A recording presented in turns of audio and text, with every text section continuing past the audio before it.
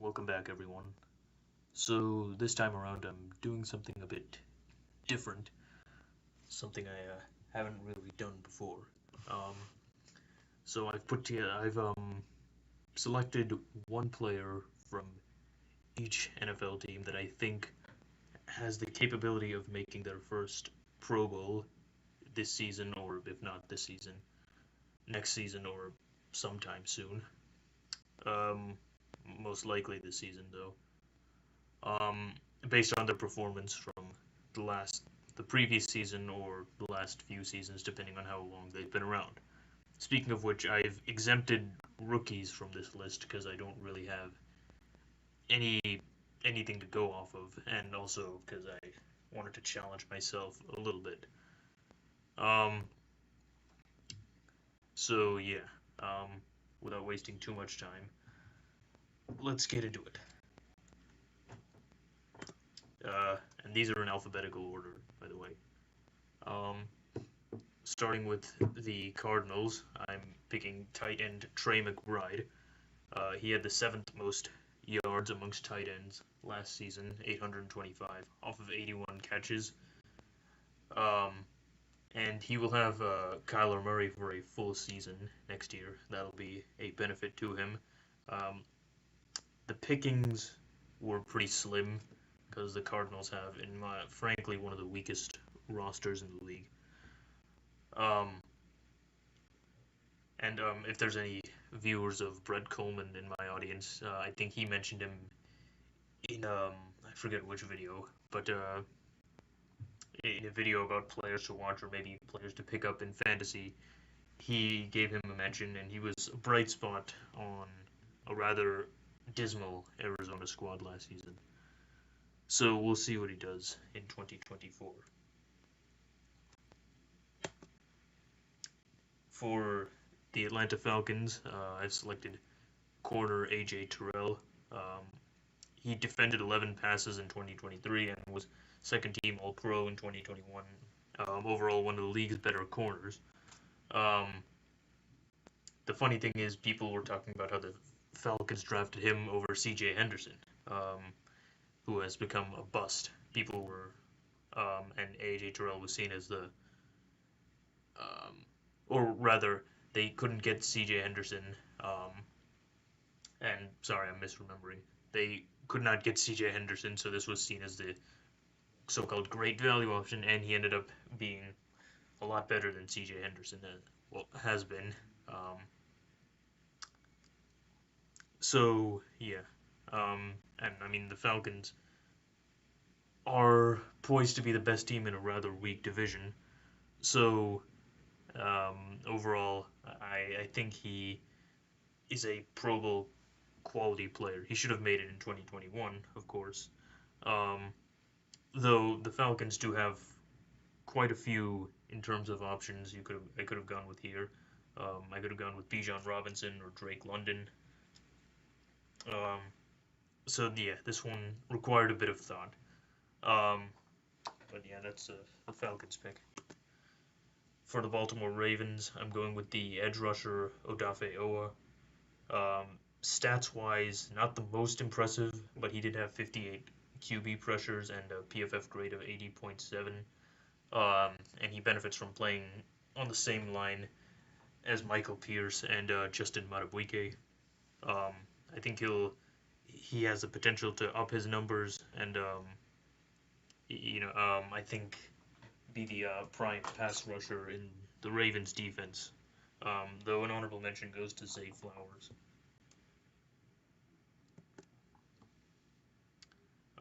Let's see, another pass rusher for the Buffalo Bills.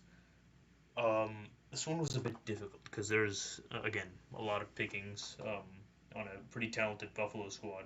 I could have gone with Ed Oliver here. I could have gone with his counterpart, Gregory Rousseau, plus a couple players on offense, Dalton Kincaid or James Cook. I think Epinesa has been overall more consistent than Rousseau has been, but honestly, they're the same level of player. Um, he's had 6.5 sacks and 7 tackles for loss for each of the last 2 seasons, and he's had a PFF grade of 80.3 in the previous season. So yeah, I think he's going places.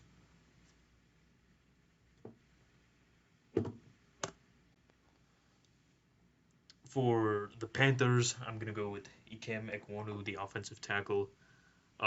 He has not he has not missed a start in the last 2 seasons.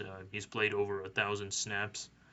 He had a down year in terms of quality last season, but he had a very impressive rookie year. I think he'll bounce back. I think he has the potential to bounce back. J.C. Horn was another option, but he's too, in my opinion, he seems to be quite injury prone. So I gave Ekwonu the nod here. The Chicago Bears. I'm going with Cole Kmet, the tight end. He had 73 catches for 719 yards and 6 touchdowns. And he'll make a good safety valve if Rome Odunze and DJ Moore are covered. And of course, Caleb Williams is looking pretty good. He was the most hyped draft prospect for a reason. Um, so I'm picking him here. Though Darnell Wright, the offensive tackle, gets an honorable mention. For the Cincinnati Bengals, I am picking wide receiver T. Higgins. He had 1,000 yards in 2021 and 2022, and 15.6 yards per catch in 2023. Though he did miss some time and didn't hit the 1,000 mark.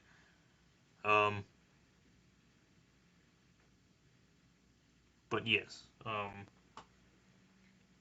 think, and of course, he plays opposite Ja'Marr Chase. Tyler Boyd has left town, so he'll get some more targets probably. Um, and overall, the Bengals are, and of course, Joe Burrow doing Joe Burrow things. I think he's a safe bet to make his first Pro Bowl.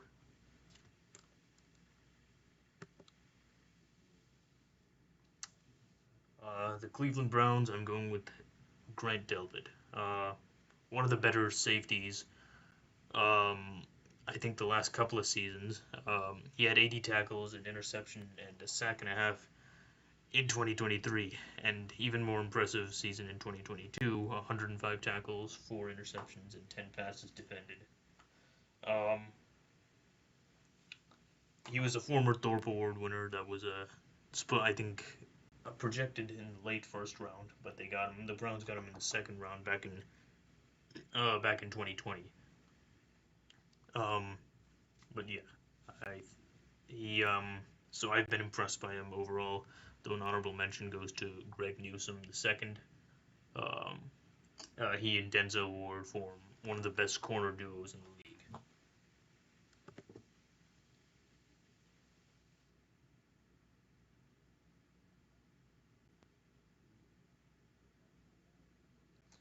Uh, the Dallas Cowboys, I'm going with the offensive tackle Osa Odigizua, if that's how you pronounce it. I'm not great with names.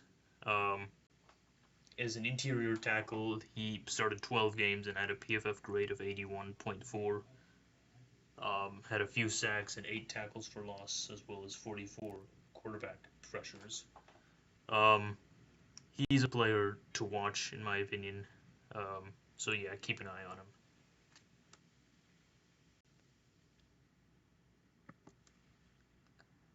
Um, Next, for the Denver Broncos, a player you likely have not heard of, Quinn Miners, a guard. Allowed 2 sacks last season, an 83.7 PFF grade, and an 88.4 pass blocking grade. Yeah. He's been flying under the radar, and really shouldn't be, in my opinion. So yeah, hopefully he'll get more recognition. The Detroit Lions, I'm going with defensive tackle Ali McNeill. Um, the Lions have quite a few um, uh, great young players, but a lot of them have made the Pro Bowl already. Um, but McNeill had 34 pressures and 5 sacks in 13 games and a PFF grade of 88.5. Aiden Hutchinson wouldn't be as good as he is without him. Um, but I'm giving an honorable mention to Brian Branch, who excelled in a sort of hybrid safety slash slot corner role last season.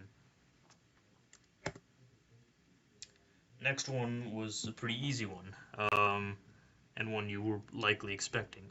Jordan Love, the quarterback of the Green Bay Packers, had, in what was essentially his rookie year, I mean, he sat behind Aaron Rodgers for 3 years, obviously, had over 4,000 yards, 32 touchdowns, and only 11 picks, had a near flawless game in the wild card victory versus upset victory versus Dallas.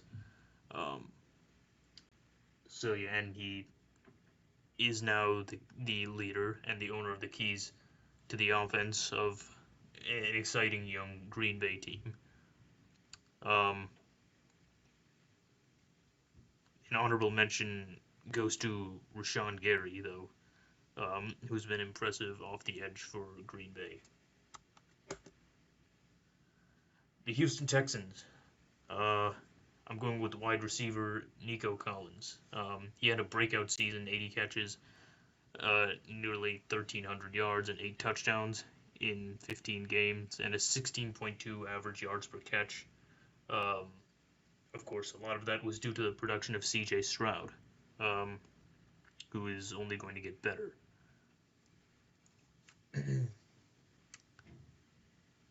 An honorable mention goes to Derek Stingley Jr., the cornerback, and Christian Harris, a linebacker. And overall, this Texans team has a lot of very solid young talent.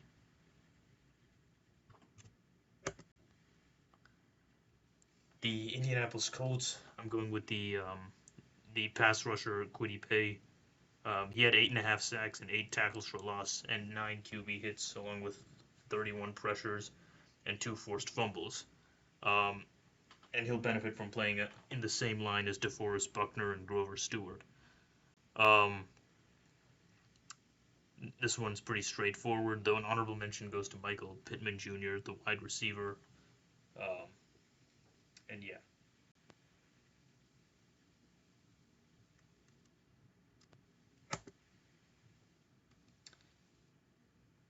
The Jacksonville Jaguars. Um, I'm going with Travis Etienne Jr., the running back. He had 1,000 yard seasons in both 2022 and 2023. 11 touchdowns in 2023. Um, and overall, one of the better running backs, of course. He's given a lot of help to Trevor. He's been a big contributor, um, well, to their impressive start. Unfortunately, the last year before their collapse. Obviously, Trevor Lawrence is lucky to have him, and I think he takes the next step next year.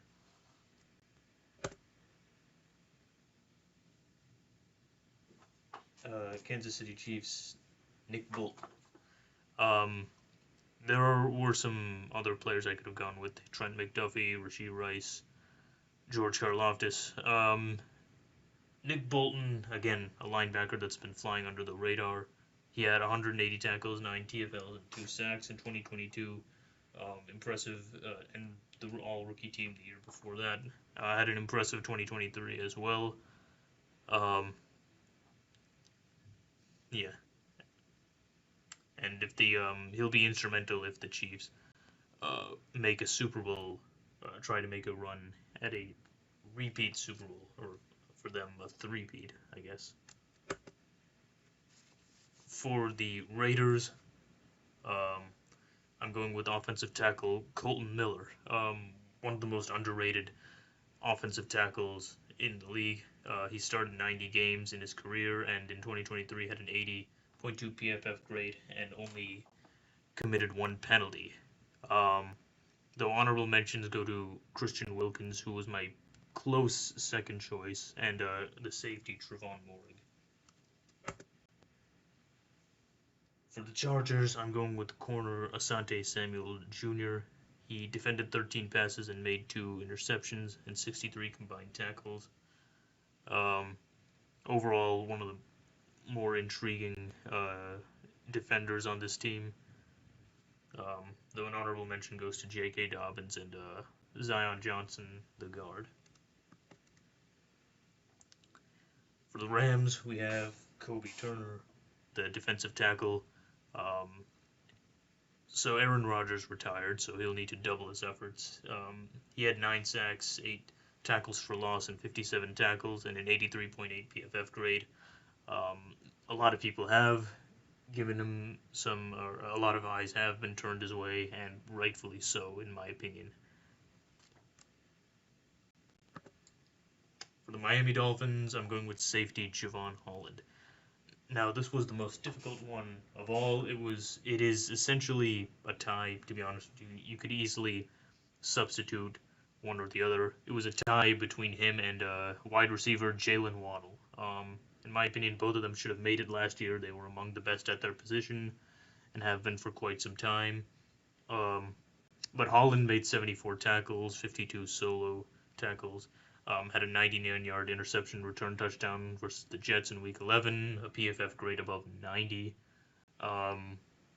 Probably there's an argument he's the best. He was the best safety in the NFL last season, best safety in the AFC last season. Yeah, it was fairly egregious that he didn't make it. I think he does make it this season, both him and Jalen Waddle.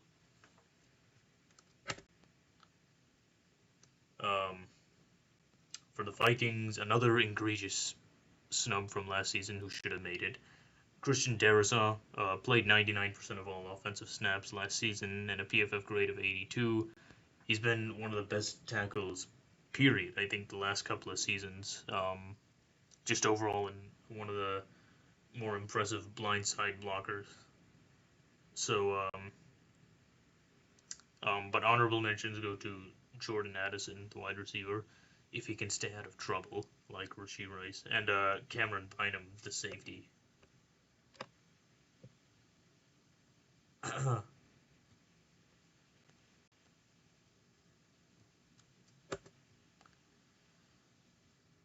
Up next, we get to the Patriots.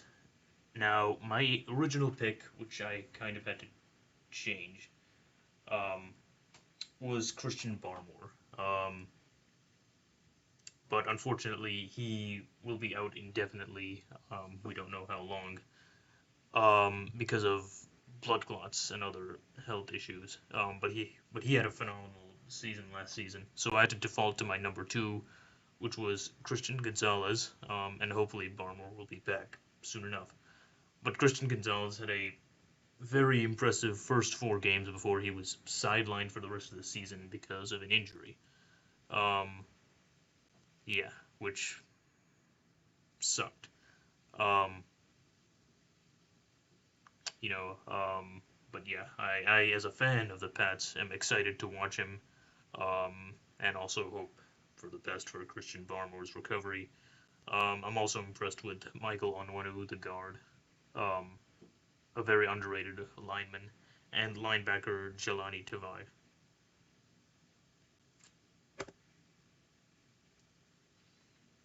For the New Orleans Saints, I'm going with wide receiver Chris Olave, another easy pick. So yeah, he's played 2 NFL seasons and has surpassed 1,000 yards in both.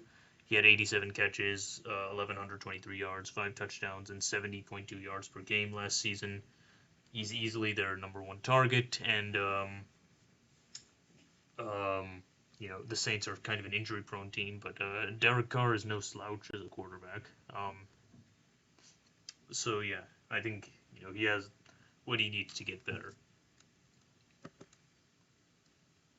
The New York Giants, I'm going with Kayvon Thibodeau. He had 11.5 sacks, led his team and tied for 12th in the league, as well as 50 tackles and 12 tackles for loss. He's not getting enough attention, in my opinion. The Giants just signed Brian Burns, so he'll benefit from having someone opposite him, and he plays on the same line as Dexter Lawrence, who is a superstar at defensive tackle in the interior.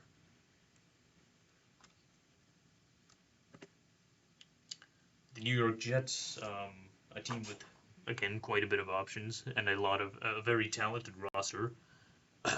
A bit overhyped in my opinion, but that doesn't change the fact that they have a lot of things going for them. But Quincy Williams, a linebacker, was first team All Pro last season.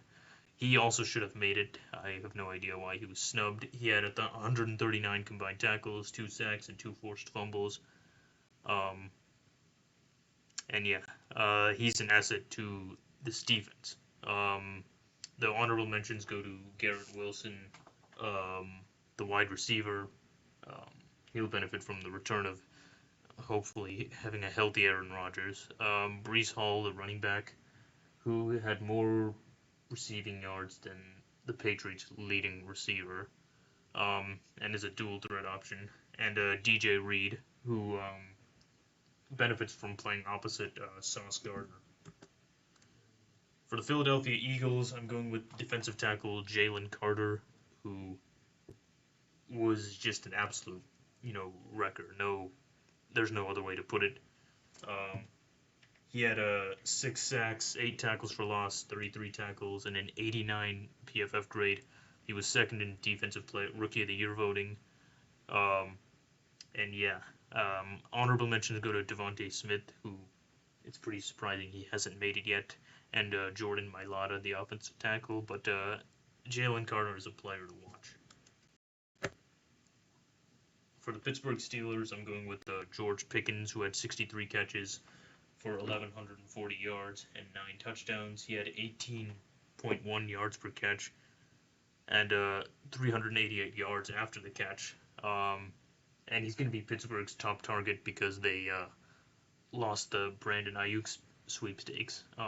Speaking of which, spoiler alert, he's coming up in a bit. But an honorable mention goes to Alex Highsmith, the edge rusher, and corner Joey Porter Jr. Oh, he came up sooner than I remembered he was. Speak of the devil. Brandon Ayuk, a guy you've probably heard of. He's been the center of a bit of drama, but the 49ers re-signed him, gave him a sizable contract. He somehow did not make it last year, though he should have. He was second team All-Pro, over 1,300 yards and 7 touchdowns, 83 yards a game. He's the 49ers' top receiver on a team that also has Deebo Samuel and George Kittle. Yeah. Anyway. But an honorable mention does go to Dre Greenlaw.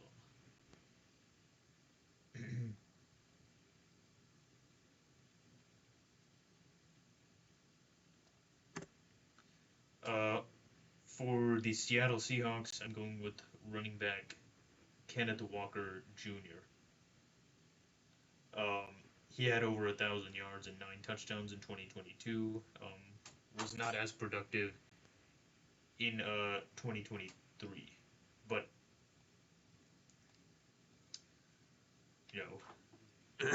again, down years are only down years.